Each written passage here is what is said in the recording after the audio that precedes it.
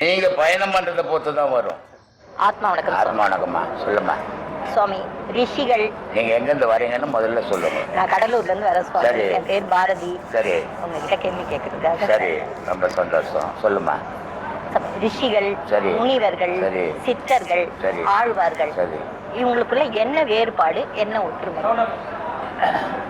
ஆழ்வார்கள்லாம் கோவிலோடவும் மக்களோடவும் சேர்ந்து வாழ்ந்தவங்க ஆழ்வார்கள். சித்தர்கள், ரிஷிகள், முனிவர்கள் காட்டில் வாழ்ந்தவங்க, அவங்க தனி கடவுளோடு வாழ்ந்தவங்க, அவங்க தனித்து வாழ்ந்தாங்க. ஆனால் இவங்க மக்களோடவும் தெய்வத்தோடவும் இணைஞ்சு வாழ்ந்தவங்க ஆழ்வார்கள்மா. விஞ்ஞான கலர், விஞ்ஞான கலர், பிரளய கலர், சகலர் என்னன்னு சற்று விளக்கு. பிரளய கால கலர்னா உலகம் அழிய போகுதுன்னு காலம். விஞ்ஞான காலம்னா உலகம் எப்படி தோன்றிச்சுன்னு ஆராய்ச்சி காலம். அப்புறம் சகலர், சகல காலம்னா எல்லாரும் உலகத்துல வாழற காலமா. ராமாயணம், மகாபாரதம், சரி, இதெல்லாம் உண்மையிலே நடந்ததா? இதை எப்படி நம்புறதுன்னு